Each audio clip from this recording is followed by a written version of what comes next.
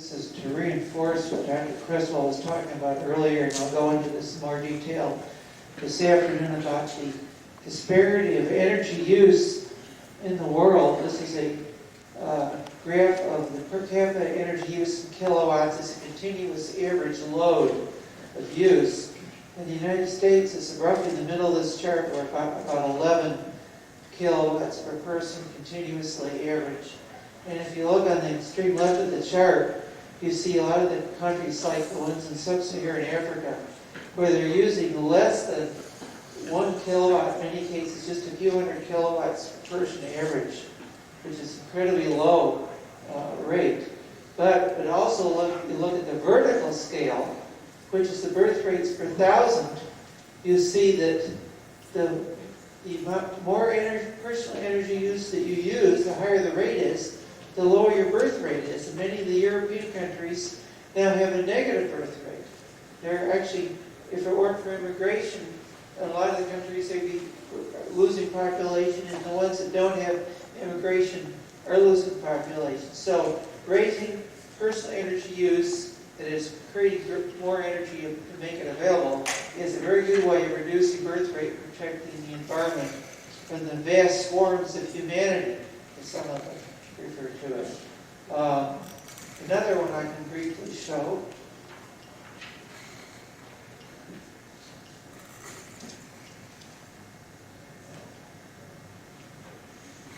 Looking at the big picture, the global carbon fuel balance here, if you look at the entire Earth, currently it's about 13,000 gigawatts of total use, and out of that it's about 9,000 gigawatts that you have to replace to fully end the increase in carbon buildup in the Earth. The gray box at the top shows the entire energy use on Earth.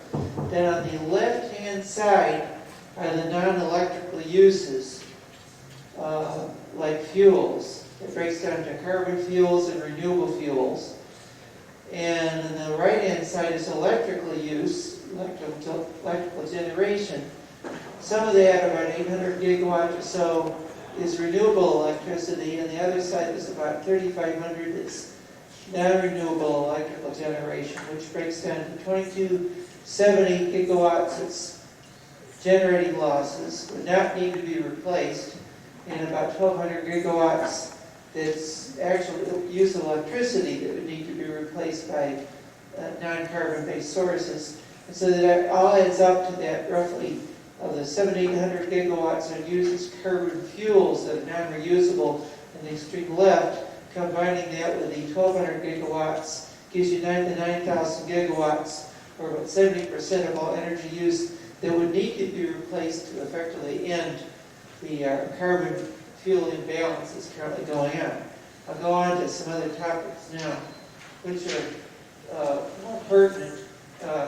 The current events in the world, of course, cause us to think more carefully about how we get into space and the economics of getting into space. It seems like this unattainable goal of cheap, reliable space transportation. And in my opinion, there's been a 30-year-long string of bad decisions by the authorities in charge of our space program. Almost every, or the majority, I should say, of decisions regarding the manned space program or vehicles that would provide or attempt to provide that access, the decisions have been in general wrong and resulted in a very, very expensive program. The current shuttle costs $600 million per launch and roughly costs $20 million per ton to put something in orbit. The unmanned vehicles are somewhat below $10 million per ton. But of course, every flight of one of those vehicles is its maiden flight. So you're never really sure whether your satellite will get into orbit or not. It's not reliable. It's slightly less expensive. The current price range puts the cost of building a solar power satellite system built from Earth resources into the neighborhood of $1,200 trillion, primarily based on shuttle launch costs, which would take some 600,000 years to accomplish at the current rate at the current shuttle launch rate. So it's a totally ridiculous, untenable, pathetic thing to even think about. If you could get a vehicle, and it seems quite within the range of practicality, just using rockets, to get a vehicle designed for maintainability and operability, to reduce the cost to 1/10 of the current cost, or maybe $2 million per ton.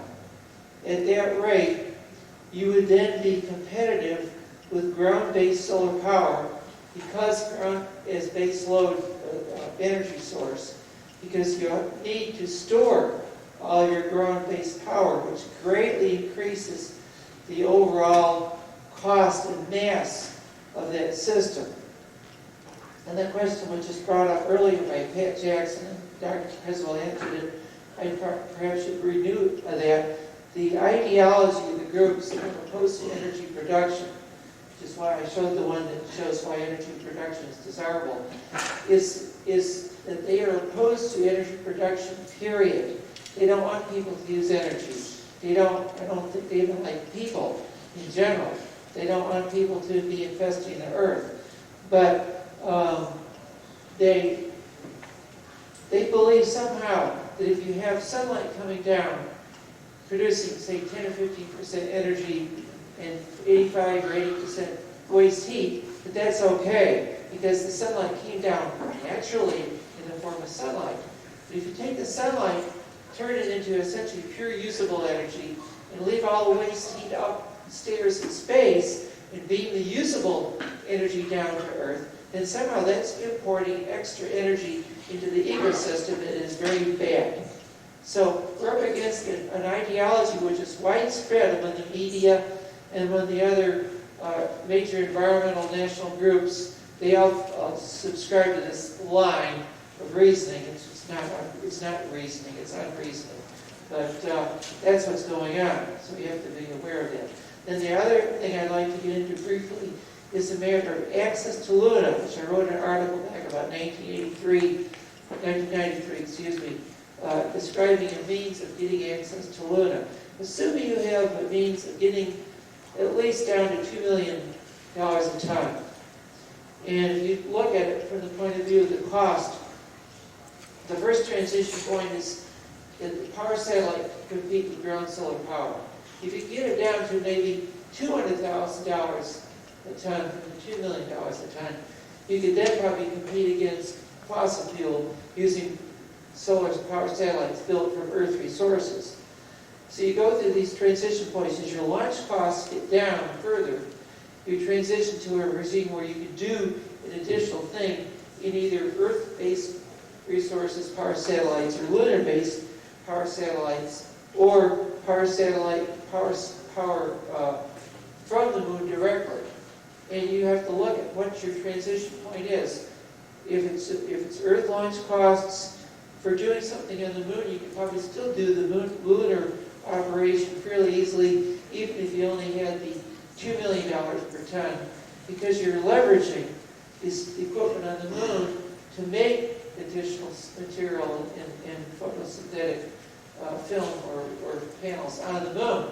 Whereas the materials brought up from the Earth, it's really not economical to do that until you get down like another 10 times to your $200,000 per ton range. So how do we get to the moon easily? If you can have at least a minimum access to the moon, you're going to have to bring hydrogen from the Earth, because the hydrogen doesn't weigh very much once you get it to low Earth orbit. However you do that, you can then get it to, say, the lunar orbit. The moon has a huge amount of oxygen, so if you're going to smelt metals from the moon, you're going to have a huge amount of waste products, which will include oxygen. You can purify some of that to breathe from, but you're going to have a large additional amount. You can take that oxygen, liquefy it with solar energy that you have there during the daytime, and store it, and then use a lunar ferry vehicle, which can take up and leave from lunar orbit using Earth oxygen and hydrogen. When it gets down to the lunar surface, it will reload its oxygen oxidizer from lunar oxygen retaining the hydrogen that it got from lunar orbit for its return flight to the lunar orbit. When it gets back to lunar orbit, it will retain some of the lunar hydrogen that it got from the surface of the moon to get back to the surface of the moon. So you have a system that will work quite nicely to carry people and supplies back and forth between lunar orbit and the lunar surface without having to have your Earth lunar orbit vehicle be designed for landing, which gets a little bit messy. As long as you maintain some kind of a fuel depot in lunar orbit with a minimum of orbit adjustment, so your orbit doesn't go to the point where it will impact the lunar surface or do other bad things. But you do have to maintain that orbit. Yeah. And the last thing about the lunar ferry vehicle that I came up with is a modular vehicle where you have a landing platform set of engines which could be larger or smaller depending on what you wanted. It would be a platform, hexagonal or square, with a set of engines on each platform. If you want a larger platform, you could tie these modules together horizontally to make a larger platform. If you wanted a passenger vehicle, you could then add a passenger module onto the top of these platforms. If you wanted a cargo, you wouldn't need the passenger vehicle. You would simply attach your cargo container or the cargo itself directly to the platform to reduce the total mass of your vehicle to the minimum possible for the mission that you needed. So these are just some basically throw-out ideas which I've come up with over the last decade or so, which could make it easier for us to deal with this whole operation of getting from Earth to the moon to lunar orbit, back again, carrying the required materials down to the lunar surface. So there's a lot of possibility there, and so I'll go ahead and turn it back over.